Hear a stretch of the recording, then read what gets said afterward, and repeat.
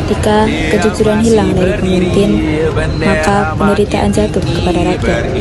Pancasila mengajarkan keadilan, tetapi korupsilah yang menghancurkan semuanya. Di suatu hari yang berkonstitusi Pancasila, ada seorang pejabat korup yang bernama Alex. Dia ingin mengajukan dana kepada pemerintah pusat untuk membangun suatu jembatan, tetapi tujuan utamanya adalah untuk korupsi.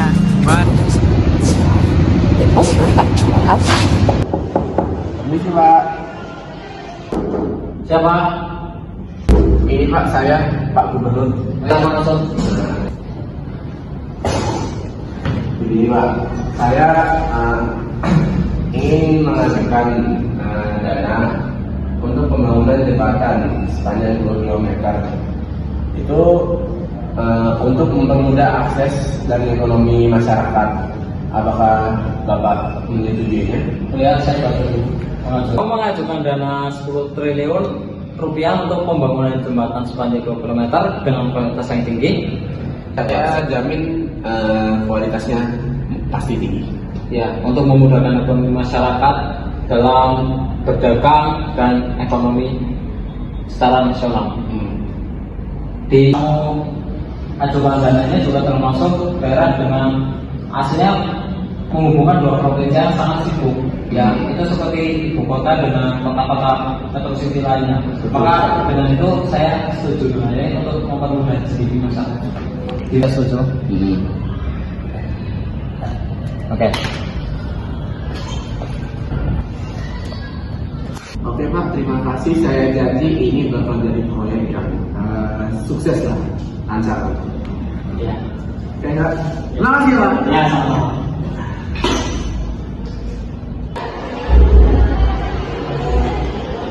Waduh, 10 triliun ini banyak juga dananya ya.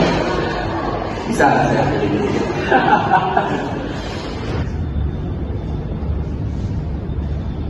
Dana yang diajukan kenapa tidak sesuai dengan hasil jembatan ya?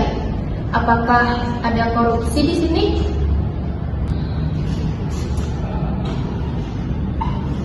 Apakah proyek dari jembatan Pelangi ini dikorupsi? Aku harus segera mengeceknya.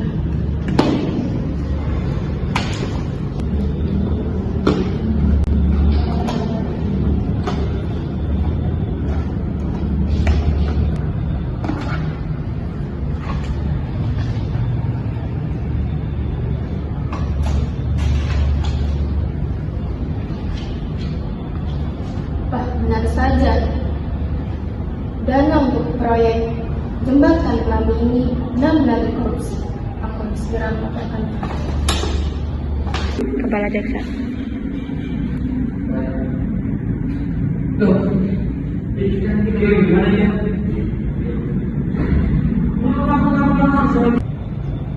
Halo Kepala Jaksa. Ya, halo. Bagaimana? Saya jaksa bernama Najwa ingin melaporkan bahwasannya ada dugaan terhadap korupsi yang dilakukan pada proyek jembatan Pelangi yang dilakukan oleh pejabat bernama Alex. Oh, baik. Silakan bisa dilakukan penangkapan terhadap terduga pelaku. Baik Pak.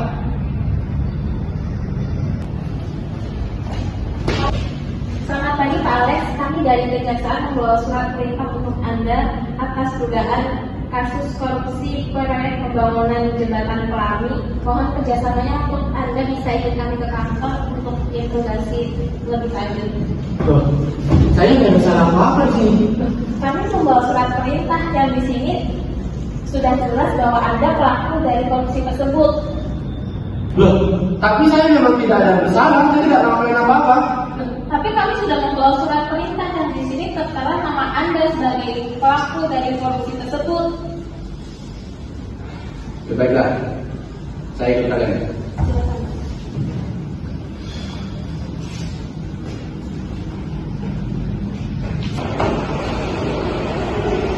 Dengan saudara Alex, Ya, jadi. apakah Anda merasa telah melakukan tindak pidana korupsi? Saya tidak paham. Oke.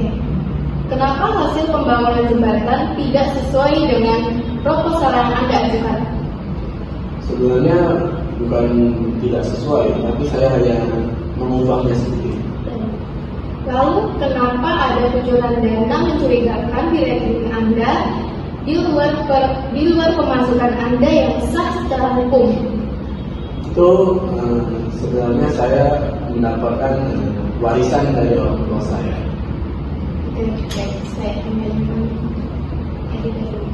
Baik saudara, kami telah diberitahukan oleh pihak kejaksaan bahwasanya pengadilan akan dilakukan pada 9 Januari 2021. Baik, saya akan datang. Baik. Sidang dibuka. Silakan untuk jaksa untuk membacakan tuntutan.